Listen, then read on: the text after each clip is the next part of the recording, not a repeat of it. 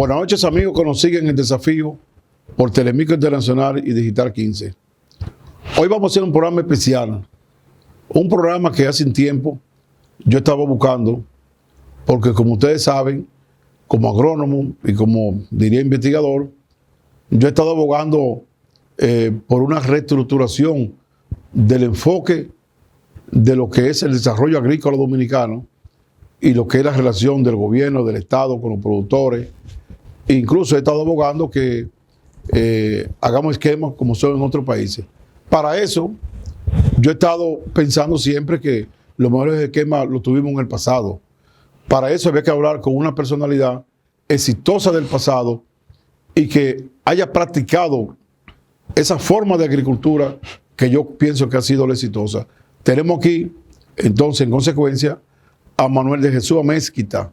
Como ustedes saben, es una personalidad de la más importante de nuestro sector.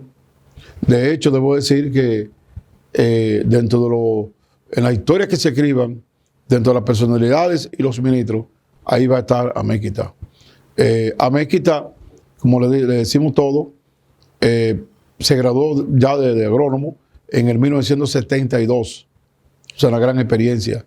Fue el último director regional de agricultura de la región este de los 12 años.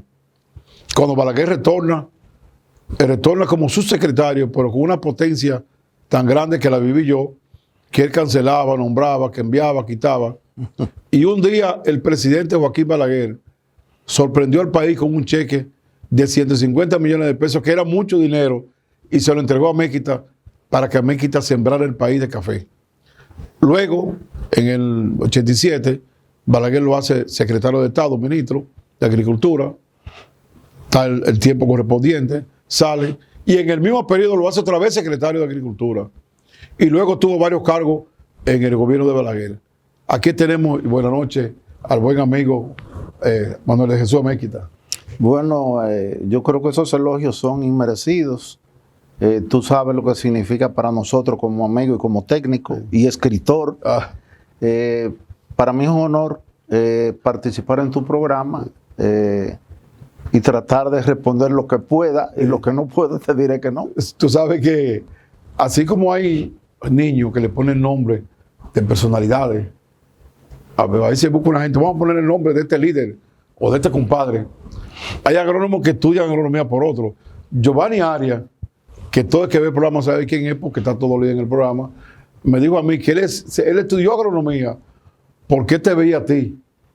Y él le gustó tanto el estilo y la forma de Amezquita que se decidió ser agrónomo por Amezquita, Giovanni Arias. Tú sabes que Giovanni yo le tengo un gran aprecio, una gran distinción por su comportamiento como técnico, como persona. Y también quiero adicionar ahí a Sebastino Brito, que en paz descanse. Sí. Y era uno de mis seguidores principales en el aspecto del desarrollo del ministerio. Lo que pasa, Amezquita, que tú eres un agrónomo de campo. Así como yo digo que la Escuela Agrícola Salesiana de La Vega, de Moca primero y después de La Vega, y que antes tuvo que fue en Jaina, en aquellos años de Trujillo, y la Escuela Jesuita de Loyola de San Cristóbal, son de escuelas similares y parecidas, y que graduaban con títulos similares, graduaban agrónomos de campo, trabajadores, que no solamente era el profesional a los fines de estar, que soy profesional con la corbata, sino metí en el campo. Y eso gustaba al agrónomo de campo, como era Sebastino, como era también, por ejemplo, Puchico Bloise. Sí, pero lo que pasa es que en esos tiempos la mitad era teoría, sí, y la mitad era práctica. Ah, eso sí. Y la escuela se empeñaba mucho en formar integralmente, sí, sus agrónomos. Sí. Nosotros éramos como 125 estudiantes, sí, que entramos a la escuela y apenas nos graduamos 21.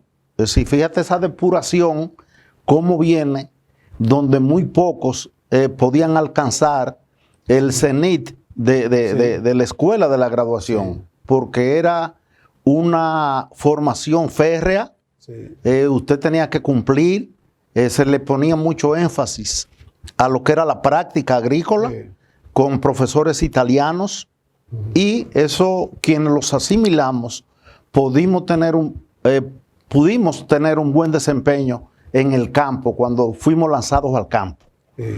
Porque ya teníamos un entrenamiento donde el agrónomo en su área tenía que ser encargado de salud, encargado de educación, encargado de agricultura, era el líder. Se le vendía que tenía que ser el líder para poder cohesionar todas las fuerzas que componían esos campos y que sus programas fueran aplicables en esos campos. Y ese era el éxito que se tenía en esos tiempos, y había que cumplir un horario, había que tener un cumplimiento estricto, había que tener un entrenamiento. Cuando un agrónomo de Juma Bonao era un privilegio ser un técnico de arroz, era un privilegio ser un técnico de café. Teníamos que entrenarnos en la cumbre de Puerto Plata. Los de arroz tenían que entrenarse en Juma de Bonao. Eso era una maestría. Una maestría. Los de cacao tenían que entrenarse en Mata Larga de San Francisco de Macorís. Es decir, que si tú no tenías la especialidad de ser un técnico con una maestría en cacao, tú no ibas a esa área a trabajar. Tú tenías que tener una especialidad en arroz para poder trabajar en arroz. Ya todo se fue ligando, todo se fue perdiendo. Los desafíos de los viceministerios de investigación, extensión, fueron bajando su categoría, y la cosa ya hay que insertar de nuevo todos esos desafíos para que pueda haber una agropecuaria donde el paquete tecnológico llegue al campesino analfabeto que solamente está con la parte tradicional. Entonces, antes habían parcelas demostrativas.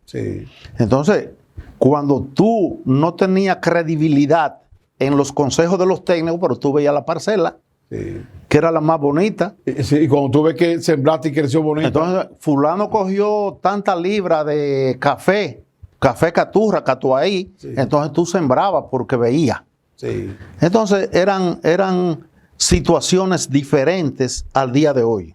Y ahora se hace más televisión, se hace más teteo por teléfono. Los agrónomos, muchos han perdido el entusiasmo, los entrenamientos han sido más escasos. Entonces, antes era obligado a hacer los cursos de extensión. Teníamos una casa en cada regional que solamente se dedicaba a eso, a preparar los técnicos, a entrenar los técnicos, los extensionistas. Teníamos una casa en Higüey, en cada regional había una casa para eso. Tú sabes que entramos de una vez en lo que yo quería preguntarte, arrancarte el mismo. Ese libro que yo hice fue un libro que yo comencé a investigar desde cuando Balaguer comenzó, esos 12 años. Y desde los 12 años hasta un tiempo entrado, mediado, digo yo, de 95, era un sistema similar. Ya en 90 iba perdiendo. A lo que tú dices, que para mí el país, si lográsemos retornar a las cosas buenas que hemos perdido, sería una maravilla, no para los agrónomos y para los campesinos, para la nación, porque se va a crear más riqueza. Eso que tú dices, por ejemplo, de la capacitación. Cuando yo me gradué, a mí me llevan al 11 de San Juan. Me nombró Hipólito en agosto cuando él llegó. Me nombró a mí junto Ahí teníamos una estación de habichuelas. Sí, exactamente. En San Juan. Exacto, la atendía en ese momento Tito Roa, esa gente. Ahí me nombró a mí, a Kirvio Cabrera, a Paino, Moisés, a Maquini, Pablo Maquini. Nombró un grupo. Y nosotros duramos 3 meses después de haber estado graduado haciendo el curso. Yo fui después encargado del centro de capacitación, y cuando iba a comenzar, por ejemplo, la siembra de maíz, iban los técnicos de maíz y amanecían ahí, y iban entonces los investigadores, como tú dices, en este caso del CENIECA, del SEDA, allá, y los investigadores le explicaban a los técnicos, o sea, los que conocían más. Luego entonces venía el curso a los productores, y cuando se iba a sembrar, cada cosecha previamente tenía esa capacitación que dice Mequita. Eso ahí. Bueno, tú no tienes un guardia ni un policía que lo saquen de su casa y lo vistan. No. Ellos tienen que pasar por un entrenamiento militar. Y después que tienen ese entrenamiento, se lo ponen a los que tienen experiencia. Entonces, de ahí para allá es que le dan funciones. Entonces, los técnicos, los profesores, los agrónomos, tienen que tener la capacitación para ellos poder vender esos paquetes tecnológicos, esos conocimientos a quienes los necesitan, que son los campesinos y los productores. Sí. Hoy día hay productores que están mucho más preparados que los técnicos. Sí. Hoy día hay casas comerciales que han absorbido lo que es la extensión agropecuaria y los consejos a los productores, sí, sí. Y a través de eso venden sus productos. Sí. Entonces, eso tiene que retomarse. No es fácil, porque este gobierno lo encontró desarticulado todo eso, y a veces los comportamientos de algunos funcionarios agrícolas le dan prioridad a lo que son sus sentimientos, sí. No a lo que debe ser la continuidad de sí. Estado, sí. Porque eso es importante. Sí. Yo no hago nada con el ministro Limber Cruz hacer un esfuerzo para capacitar los técnicos cuando el gobierno que viene o el ministro que viene no le da continuidad de Estado. Correcto. Entonces eso se cae el entusiasmo, se cae el deseo, se caen los desafíos, como se llama tu programa, sí. Y eso trae muchos inconvenientes. Sí. Entonces por eso que es importante marchar según la modernidad del país, con coger lo bueno del pasado con sí. Lo bueno del presente. Nosotros estamos haciendo este programa. Quiero hacer la aclaración, Manuel Amezquita y yo, fuera de periodo de político, de presidente, de época, sino del sector. Pues estamos hablando de cosas que se han ido perdiendo con el tiempo, donde han pasado todos los gobiernos. O sea, es así, se han perdido con el tiempo. Quizás se comenzaron a perder, o estaban perdiéndose ya como estaba yo mismo en aquellos años, o como tuviste tú. Seguro. Entonces, son cosas que se han ido perdiendo y que vemos que es importante recuperar. Por ejemplo, tú hablaste de algo que yo siempre lo he dicho, y es parte de ahí. Hoy cualquier técnico trabaja en donde le da la gana. De antes yo recuerdo. Sí trabajan. Sí trabajan. De antes, para yo trabajar en arroz, que trabajé mucho, tuve que pasar 6 meses en UMA haciendo la maestría, durmiendo ahí. Y me dieron 6 tareas de tierra, y usted, si no se come de ahí arroz, usted no se gradúa. Entonces, la zonificación, que es el otro elemento que se ha perdido mucho. Bueno, tú sabes que en aquellos tiempos, desde Carlos Aquino González, sí. Pedro Bretón, Domingo Marte, Hipólito Mejía, son muchos los actores sí. Que han hecho sus aportes sí. Al sector agropecuario nacional. Se hizo una zonificación, se hicieron áreas, se hicieron zonas, subzonas, direcciones regionales que se aumentaron. Entonces eso, no buscando culpables, sí, porque no me gusta ni es mi estilo, pero se fue como perdiendo ese brillo. Correcto. Habían encargado de planificación en las regionales. Sí. Las URPES. Las URPES, que eran unidades de planificación.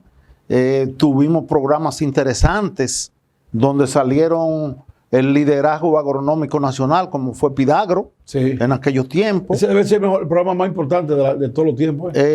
Y todos esos componentes, de una u otra manera, algunos gobiernos y algunos ministros fueron quitándole el brillo a lo que fue exitoso en un momento determinado. Sí, porque cuando hablamos de la zonificación, que es una zonificación, el término que usamos en el sector agropecuario, es que si usted va a sembrar maíz, usted tiene que tener el aval técnico del Ministerio de Agricultura para saber si ese sitio tiene suelo conveniente, si ese sitio tiene la altura conveniente, si ese lugar tiene el sol, la hora luz conveniente.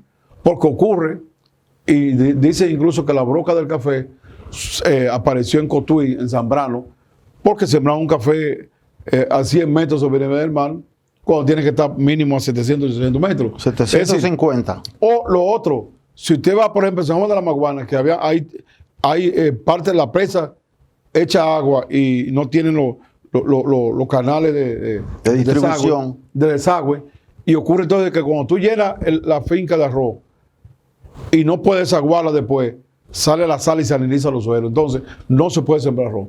Entonces, eso se perdió. La gente siembra lo que le da la gana en cualquier sitio. Sí, pero cuando tú tienes que cambiar un cultivo, sustituir otro, tú tienes que tenerle alternativa a la gente. Correcto. Porque yo tengo una cultura de sembrar plátano en La Vega desde que nací. Sí. Entonces, para tú cambiarme plátano por cítricos, tú tienes que darme una alternativa y demostrarme que yo voy a vivir mejor con los cítricos. Correcto. No es cambiarlo por cambiarlo.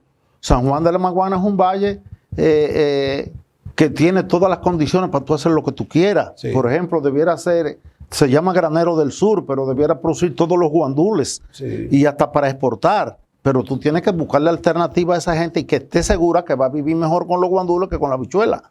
Por ejemplo, tiene una temperatura que no la tiene ninguna provincia del país. Sí. Entonces también se presta para invernaderos al más alto nivel. Sí.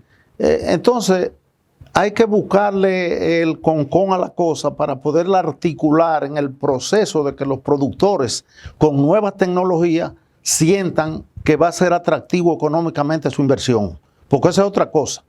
La gente quiere pollo y huevo barato, porque se olvida de que lo produce.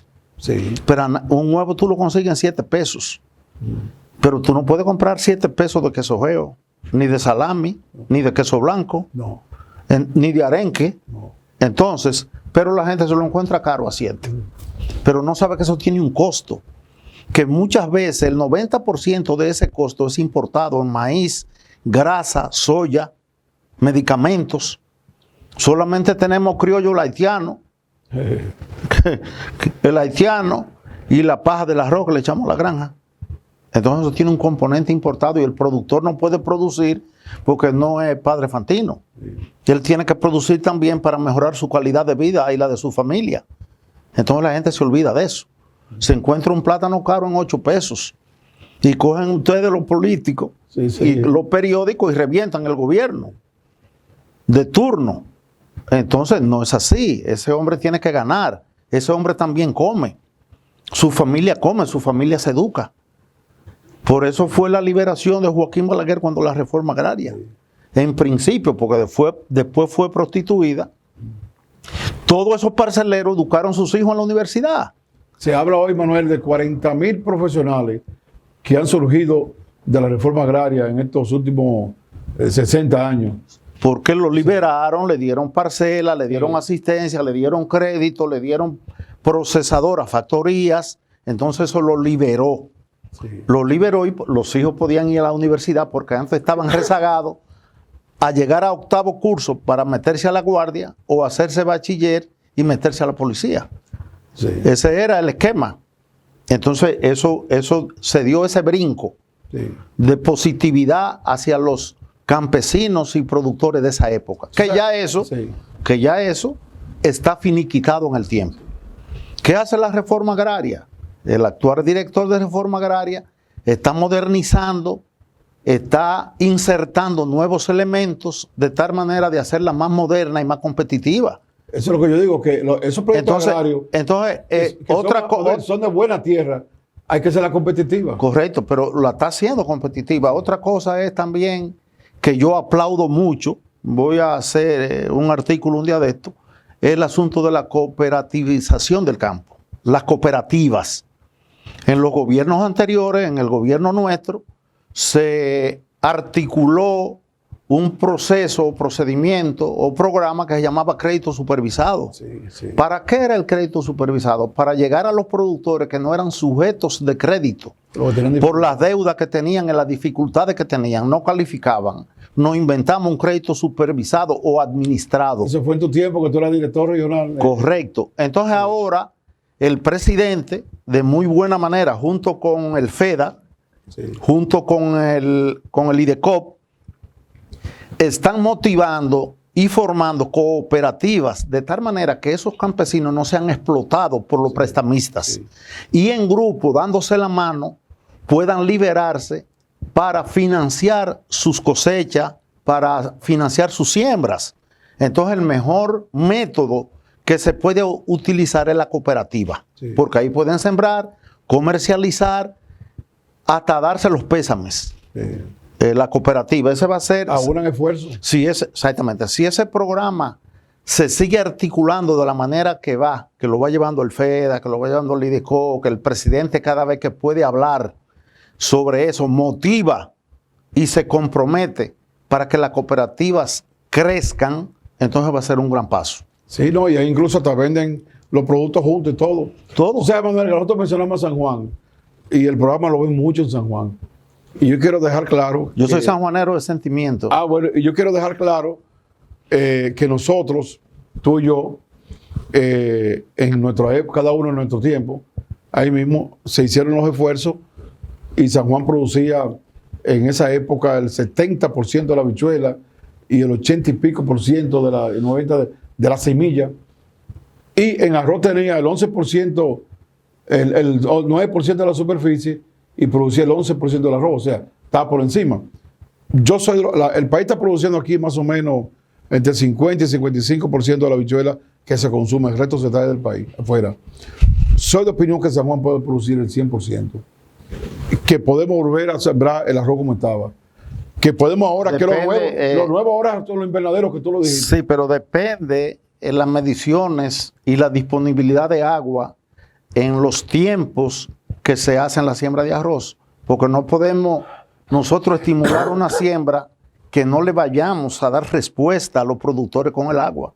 Entonces, ellos a veces se presentan problemas, a pesar que es la provincia más rica en agua del país. San Juan mantiene, con Sabaneta, Sabanayegua y otros ríos, mantiene buena cantidad de agua. Entonces, otros no, muchos ríos. Ok, sí, entonces volver también, oír a los invernaderos que tú mencionaste y la producción de café en el cercado y otras zonas. Entonces, ¿dónde es que yo quiero caer?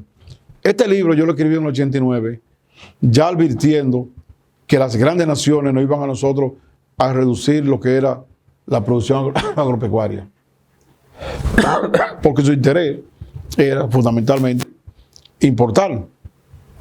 Aquí están los récords de los años de Améquita y antes de concesión para atrás. Y yo puedo decir que el estilo y la forma que aplicó Manuel Améquita, que aplicó Pedro Bretón, que aplicó Hipólito Mejía, Domingo Marte, para mí es el estilo que debe volver a tener el sector agropecuario. Tomando en cuenta que ahora tenemos más herramientas modernas para los fines de fortalecer eso. Es decir, ya tenemos la computadora que podemos tener almacenamiento todo, ya no con la maquinilla. Tenemos los WhatsApp que se puede comunicar rápido. Tenemos YouTube que se puede ver programas ahí. Pero el estilo que Améquita decía, y que, repito, es parte de este libro, que lo hizo prólogo un amigo común, Mamerto Rivas. Ese estilo. Mi profesor. Sí, nuestro profesor. Ese estilo, y eso que ha dicho Améquita, para mí, si volvemos a tener el agrónomo en el campo, preparado y como un guardia. Sí, pero que estén dispuestos. No, como un guardia. Porque a veces culpan los ministros o el ministro actual que quitó, que puso, que canceló, pero hay que ver la otra parte. No, el que no trabaja. Reclamar tu derecho, pero cumplir con tus deberes. Tienen que hacer un proceso. Yo decía a un amigo. Porque a veces vienen las críticas. Si el ministro quita 2 agrónomos en San Juan, se lo quieren comer. Yo le estaba diciendo a un amigo. Pero no saben que esa gente no cumplía. Hay un grupo de o WhatsApp. que no iban, que nada más iban los 25. Manuel, yo le decía a un amigo de un grupo de WhatsApp, mira, si un agrónomo no trabaja, hagan el expediente, le mandan una carta, no fue, le mandan una documentación y a la tercera te cancelan con un expediente. Oye, yo soy un defensor de la clase. Ahora, te voy a decir una cosa. A esos que se le hacen los expedientes son los más activos a veces en la asociación para que los defiendan. Bueno, pero con el expediente de la asociación no puede defenderlo. Bueno, pero te estoy diciendo, a veces son los que viven de su protagonismo. Porque yo te voy a decir en algo. la asociación. Yo te voy a decir algo. Ramón Almanzar, que trabajó en extensión siempre ahí, y trabajó con Fernando Durán, y trabajó en las gestiones tuyas. Almanzar trabajaba. Tito Hernández. Sí, pero espérate. No, lo que te dicen los dirigentes. Esas son la excepción. No, yo estoy poniendo los dirigentes. Trabajaba Tito Hernández. David Martínez, que Dios lo tenga en la gloria, y Ramón Almanzar, trabajaba en su sector privado. Oye, yo me metía 15 días en una zona de café sin teléfono y sin nada, trabajando en el arroz. El dirigente tiene que trabajar. Porque usted es dirigente de un gremio, por un lado. Tiene que dar el ejemplo. Y usted da el ejemplo, y usted también tiene la responsabilidad donde usted cobra. En la época de Hipólito, éramos todos de izquierda y atacábamos a Hipólito. Y nosotros trabajamos y Hipólito nos dejaba, porque trabajamos. Entonces, no es obvio si tú de un gremio para no trabajar. Ahora, se le hace el expediente.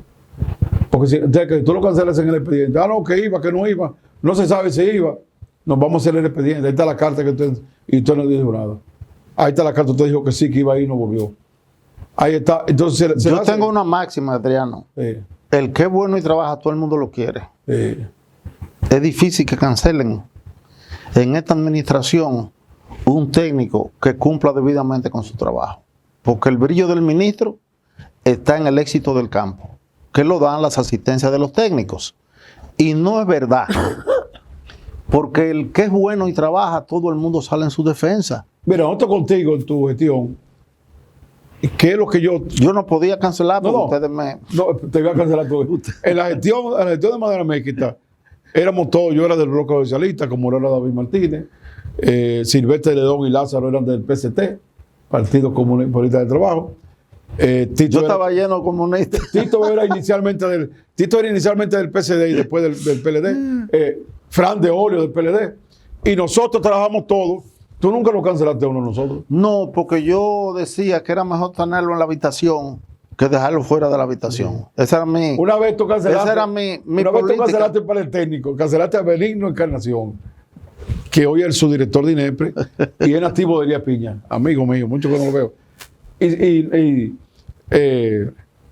Severino y yo te caímos atrás al secretario y no lo veíamos. Digo, ¿qué? En una estábamos en una reunión en la noche y nos quedamos ahí, terminó a la 1 de la noche y cuando le pusimos el papel para que firmara, digo, coño, ustedes no duermen y coño, pam, y no firmaste.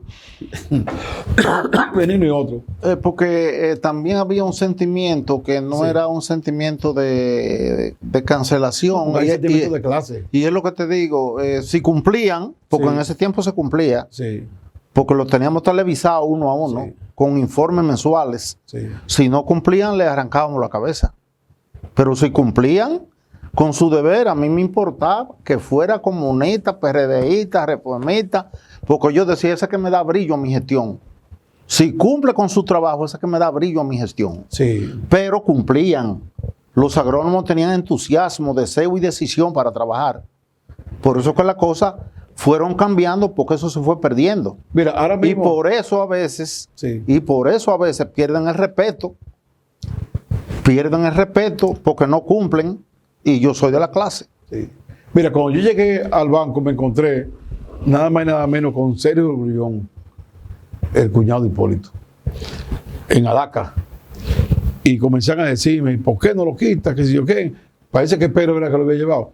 Digo, no, Sergio es un hombre, coño, un hombre decente, con tanto respeto. Y se quedó ahí. Gloria Furcar, que hoy era su administradora del Banco Agrícola.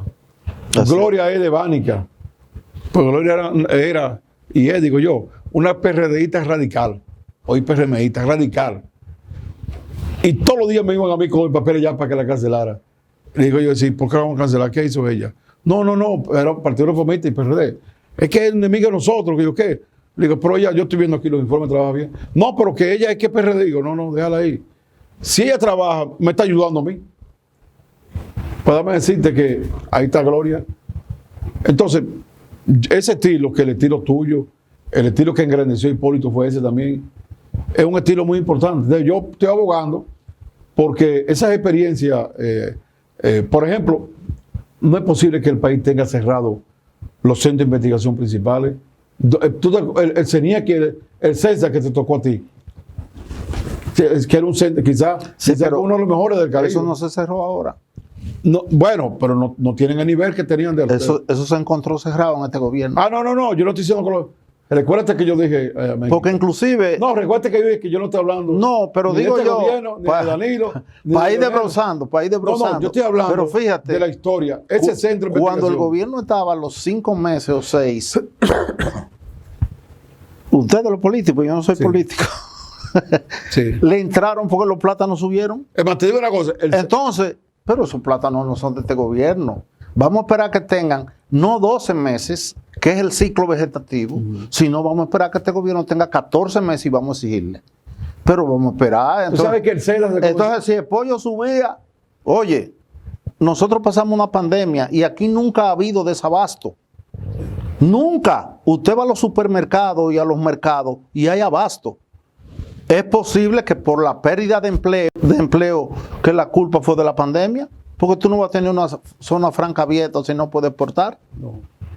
Entonces, hay muchos componentes que a veces tenemos que sacar la política para darle importancia a los temas. Yo quiero que volvamos a entrar a esta parte de ahí, porque recuerden que yo dije que esto no estamos hablando de ningún gobierno, o incluso los centros de investigación, o el SEDA comenzó a tener problemas hace mucho, tanto nosotros, en el antiguo gobierno nosotros comenzó, allá cuando comenzaron a invadir la tierra de ahí.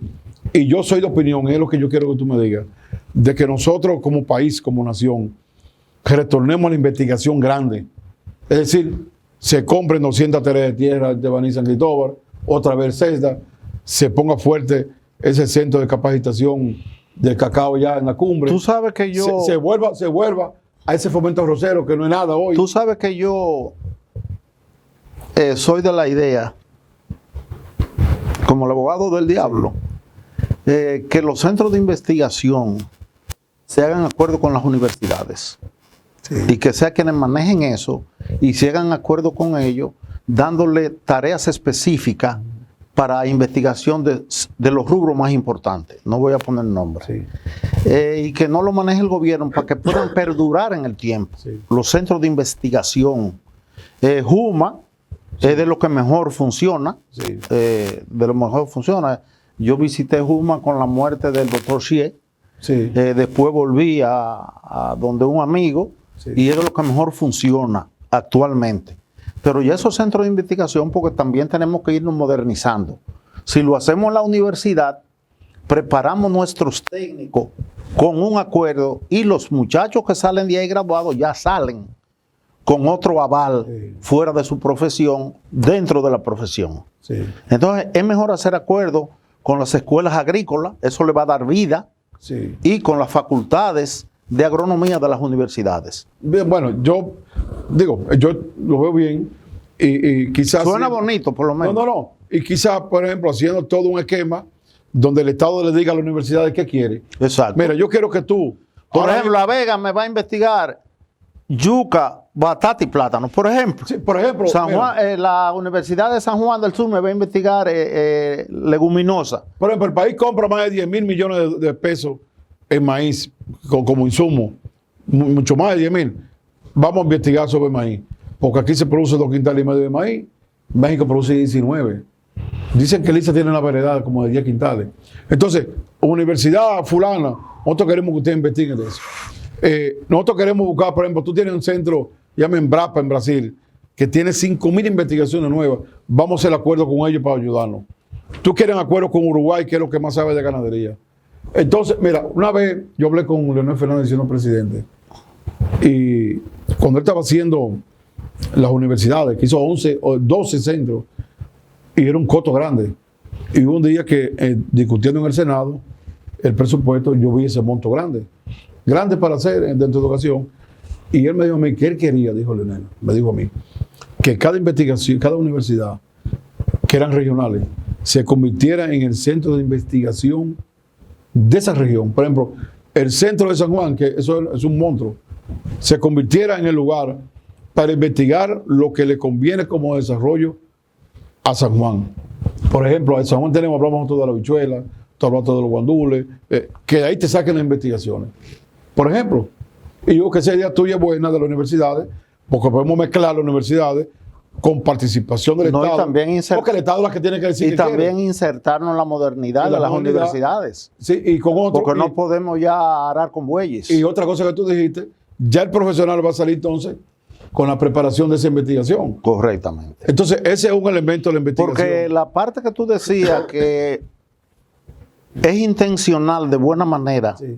De que sea el Ministerio de Agricultura, los fondos se distraen. Si tienen sí. Que comprar 203 en el sur, 200 en el este, 200 en La Vega, montar ese aparataje, los costos, el mantenimiento. Entonces es mejor que Agricultura disponga de fondos con acuerdo con las universidades. Sí, porque va a tener que apoyarla para eso. Seguro. Eso, entonces, yo quiero esto.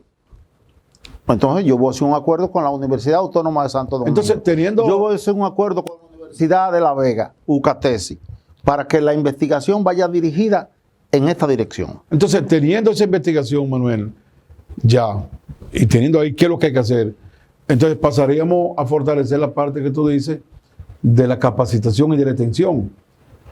Eso en todos los estamentos del gobierno y del país.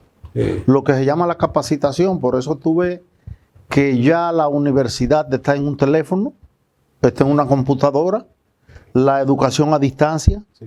Si un país no está capacitado, es un país ignorante. Sí. Entonces, para nosotros poder salir del subdesarrollo, tenemos que invertir más del 4% en educación.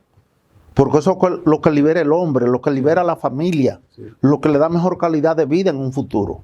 Entonces, la educación es fundamental, no solamente en agricultura, en todos los estamentos de la sociedad. Porque eso aspira tú y aspiro yo como padres, que nuestros hijos se gradúen. Pero es para que cuando ese niño se gradúe, ese niño se libera. Sí. Y ese niño no depende del padre, sino que depende de él. Y así va a ser sucesivamente la dependencia de él y de sus hijos. Sí. Entonces, la educación es fundamental. Los países grandes y desarrollados es porque su porcentaje de educación es muy alto. Sí.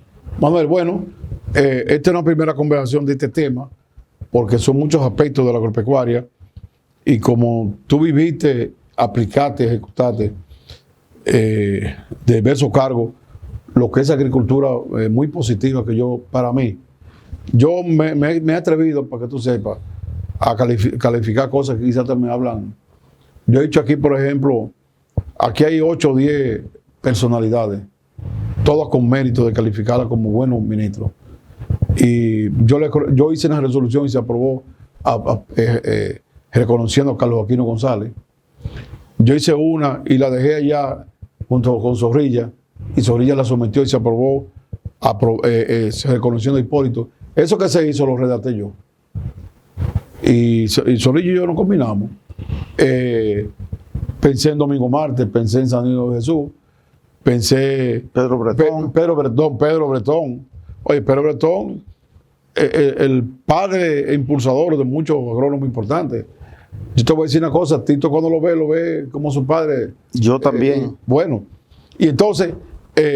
yo tengo muchos padres. Y te digo una cosa. Yo soy dichoso. Y te digo algo, yo lo veo a ellos, y yo pensé todo en ellos, eso, secretario, que tú has mencionado. A Mezquita, yo lo vi por asunto de edad, fue que lo puse a ellos. Entonces, por asunto de edad, te dejé a ti para segunda parte. No, porque tú me puedes dejar afuera, porque todos esos ministros, exministros que tú has mencionado, incluyendo el actual, que ya no es como mi padre, sino como mi hermano. Yo siempre he sido dichoso para tener el aprecio y la distinción de todos, incluyendo del actual ministro de Agricultura. Entonces, ya por asunto de edad, yo te puedo decir que, bueno, tú hiciste una gestión que tiene el mérito de ser reconocido. No, pero fíjate. Y yo te voy a decir algo más, y yo voy a ir algo lejos, que la gente quizá, porque una cosa es criticar y otra cosa es hacer. En el caso, por ejemplo, de Tito Hernández, que como yo hemos tenido mucha gente, político para allá, y nada más se ve esa cosa así. Tito, que yo lo viví porque yo era director del FEDA, hizo una gestión buena también, una gestión digna de reconocerla. Pero como él es igual que yo, que pelea con mucha gente, tenemos más gente que lo critica que la gente que... Cuando yo fui ministro, apreté a Tito de tal manera que yo no sé cómo no votó el conocimiento. Él hace mucho esa historia. Cuando él era agrónomo de campo y yo me le aparecí, digo, enséñame lo que usted ha sembrado. Y se puso nervioso. Sí, un gran amigo, una gran persona. ¿Ustedes son hermanos? Sí. Entonces, nada, en ese sentido, yo pienso que tenemos que seguir viniendo al programa, porque me interesa que sigamos desglosando esa parte histórica. La queremos decir porque no es solo para el gobierno, para los funcionarios, sino para la clase dominante de hoy, que quizás no conoció esa historia. Hay mucha gente que... Déjame mezclarte una cosa con otra, hablando de lo mismo. ¿Cuánto? Hablando de lo mismo, los gobiernos se aprecian en el agropecuario por el apoyo que le dan los presidentes al ministro de turno. Sí. Y el presidente actual, dentro de su preparación económica, no se ha sustraído a apoyar lo que es la agropecuaria nacional, con un acercamiento con los productores de pollo, de huevo, con un acercamiento, lo que lleva confianza y tranquilidad al sector. Y el ministro es un hombre de campo, totalmente de campo, criado en el campo y desarrollado en el campo. Y aparte de eso también tiene la parte gerencial, lo que le permite hacer un buen desempeño. Y en las evaluaciones que hacemos nosotros y que se hacen, yo creo que ha tenido un excelente desempeño en medio de lo posible y de la pandemia, porque eso hay que también restárselo al gobierno y al país.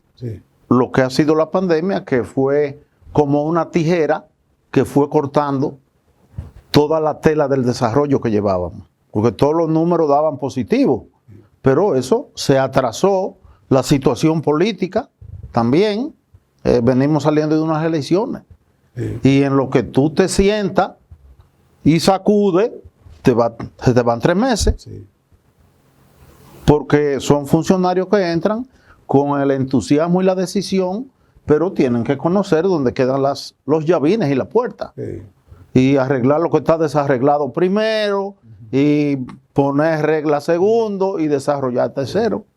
Entonces todas esas cosas, a veces no somos consecuentes, y solamente nos sometemos a la crítica, y no nos damos cuenta que tenemos de frente una nación y un país, donde todos debemos cooperar sin que nos reconozcan.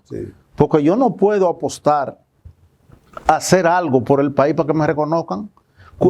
El reconocimiento tengo que dármelo yo con mi satisfacción del deber cumplido. Ese es mi reconocimiento. A eso que hay que aspirar. De deber cumplido. Que mis hijos me digan, papi, te mencioné en Santiago Rodríguez y habla muy bien de ti. Papi, tú vendas jabón. Correcto. Y esa gente habla bien de ti. No, pero mira, cuando por ejemplo, yo no quiero tener ruido en mis bolsillos. Cuando un tipo como Giovanni dice, Giovanni Arias, que ya es una personalidad que estudió agronomía por ti, ¿cómo te sientes tú? Para mí es un orgullo y una satisfacción que he podido sembrar desafíos en otras personas para que abracen una profesión digna para el país, como son los agrónomos, que son los que están en el campo. Muchas gracias, Manuel. Gracias a ti, Adriano. Bueno, vamos ahora a escuchar los comentarios siempre profundos e importantes del licenciado Aristipo Vidal.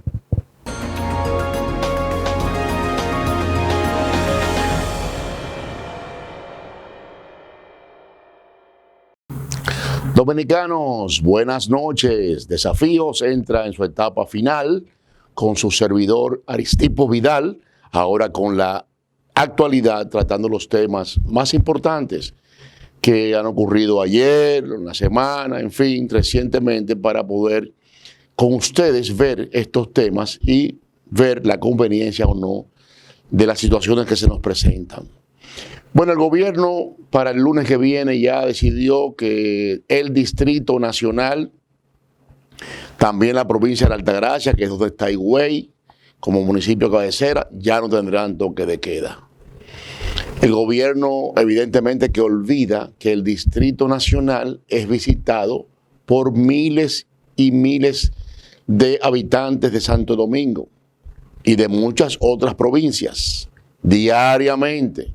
Aquí está todo lo que es gobierno está en el Distrito Nacional.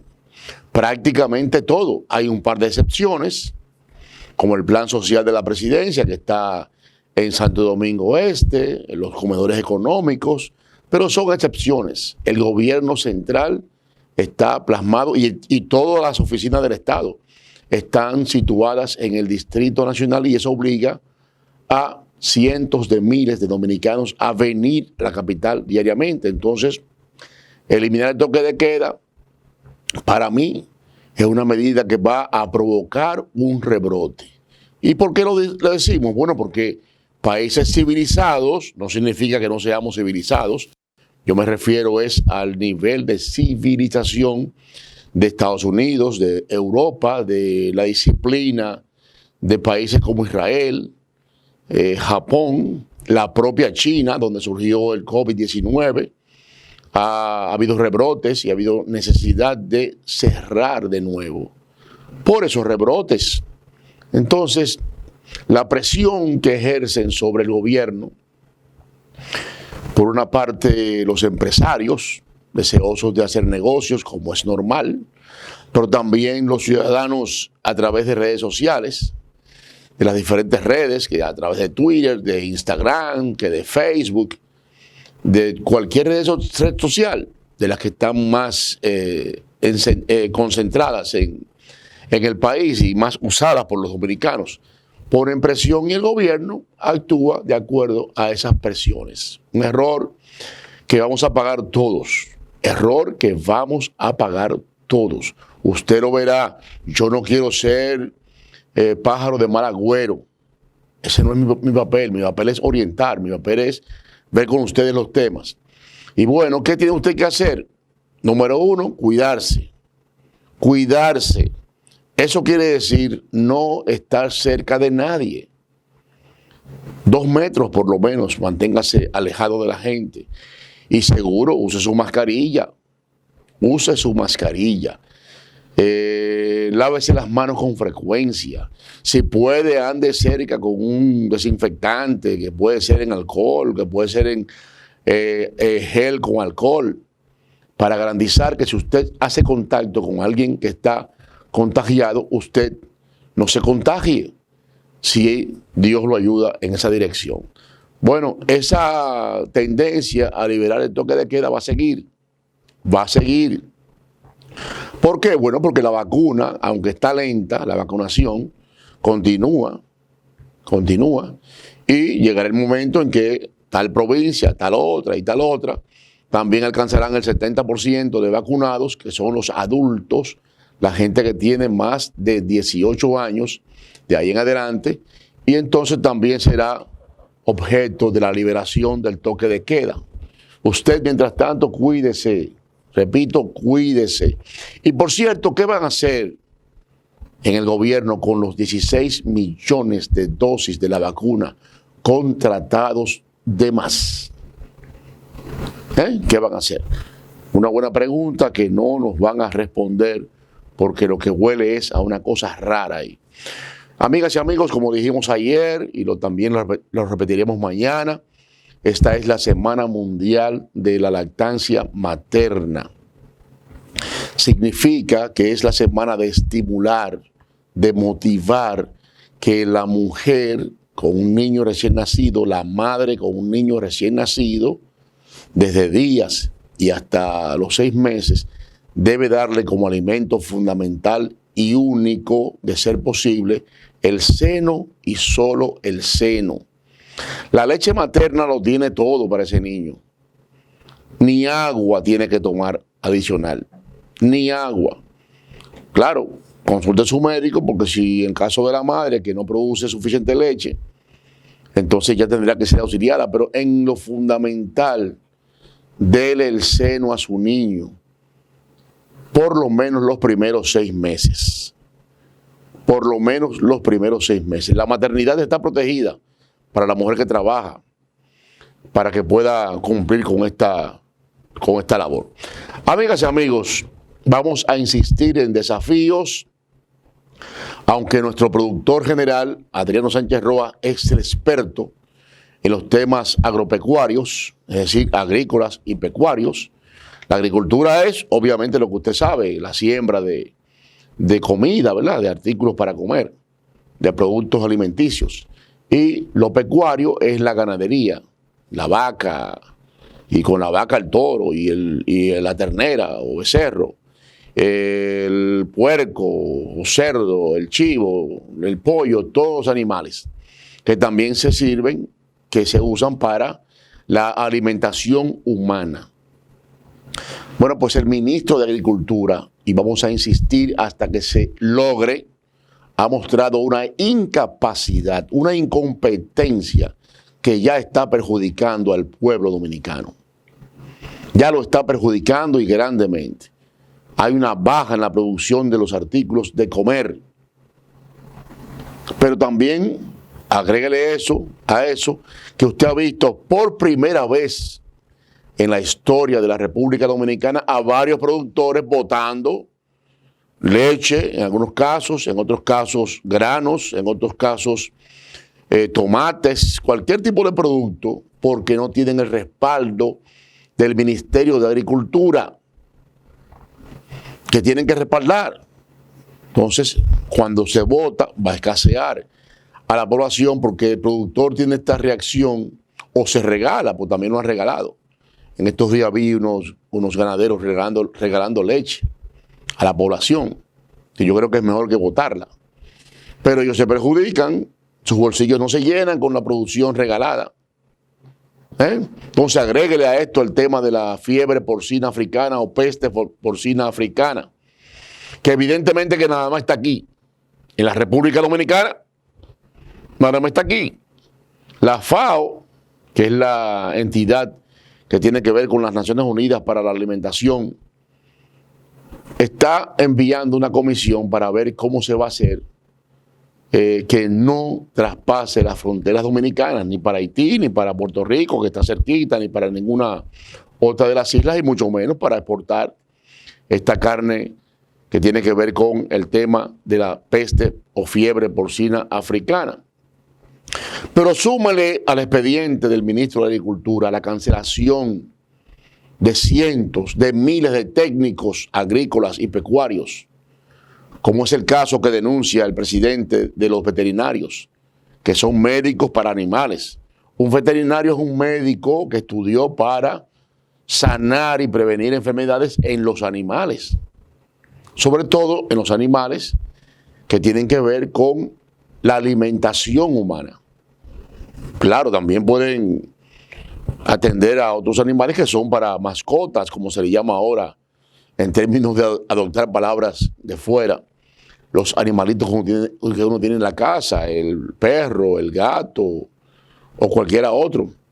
En fin, esta cancelación ha provocado la baja de la calidad de la atención al tema agropecuario en República Dominicana, y lo hacen para sacar de en medio a un médico veterinario, a un agrónomo, a un técnico agrícola capacitado, que el Estado ha invertido en ellos para hacer cursos fuera del país, para prepararse dentro o fuera del país, para hacer posible que su preparación le rinda frutos a las necesidades del pueblo dominicano. ¿Y usted sabe para qué los cancelan? Para colocar compañeros del PRM que se fajaron en la campaña electoral. Bueno, si un compañero del PRM se fajó en la campaña electoral y es veterinario, yo creo que sí, que merece una recompensa en términos de ser utilizado en agricultura. ¿Por qué no? Un agrónomo que se fajó, pero una persona capacitada. No cualquier muchacho que te acompañó a ti en la campaña electoral. Pero por favor, el que se perjudica es el pueblo dominicano. Y eso obliga al presidente de la República, porque el ministro no va a renunciar. El ministro no va a renunciar, porque para renunciar hace falta dignidad. Para renunciar ante un fracaso propio, usted tiene que reconocer que fracasó. Interiormente, para usted mismo. Entonces, presidente Luis Abinader, tiene usted en nombre del país y del bienestar de los dominicanos que sustituir al ministro de Agricultura y al director de Ganadería irresponsable que negó que aquí hubiera fiebre porcina africana. Ahora, con la muerte de los cerdos, que hay que sacrificarlos, ¿dónde va la gente para comer? Al pollo, básicamente. Al pollo, que es lo que sigue más barato después del cerdo. Bueno, pues el pollo ahora escasea porque hay mayor demanda y, por supuesto, sube de precio. Perjudicado el pueblo dominicano, el pueblo consumidor. Esa es la realidad. Así es que nosotros estamos esperando esa destitución y no hay que aguardar al 16 de agosto. Eso fue el doctor Balaguer cuando era presidente de la República, que cambiaba en agosto y en febrero, y luego siguió los pasos el doctor Fernández, que también cambiaba en agosto y en febrero, y también creo que Hipólito Mejía hizo lo mismo. No, Danilo Medina en sus 8 años de gobierno mostró que no hay que esperar una fecha específica. Si el funcionario no está funcionando, oiga bien la palabra, funcionario tiene que funcionar. Si no, apártelo, señor presidente. Apártelo. ¿Cuál es el problema? ¿Qué es de Hipólito Mejía? Bueno, Hipólito que le recomiende a otro. El actual ministro de Agricultura responde a los intereses y equipo político de Hipólito Mejía. Dígale a Hipólito Mejía, el expresidente dominicano, conocedor de la agricultura, que le recomiende a otro. O que él mismo vaya y sea ministro de Agricultura. Eso se ha visto. Se ha visto. No está prohibido. Entonces, amigas y amigos, hay una grave denuncia sobre corrupción en Punta Catalina, del presente, que esperamos que el Ministerio Público examine, y la propia directora de prevención de la corrupción o ética gubernamental. Tiene que ver con la escogencia de un solo suplidor de algo específico en Punta Catalina que se le hace a alguien que pertenece a uno de los consejos del tema de electricidad, de energía. Además de que hemos sabido, se ha dicho que la administración de Punta Catalina será puesta en manos privadas. Oiga bien, en manos privadas. Ahí tiene material, Ministerio Público Independiente para investigar. El Código Penal está tambaleando.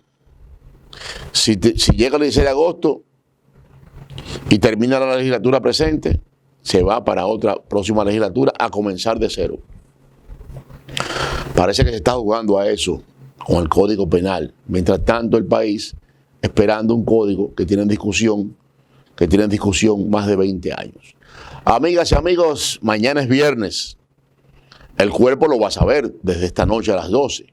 Así pues que hasta mañana, si Dios quiere, dominicanos.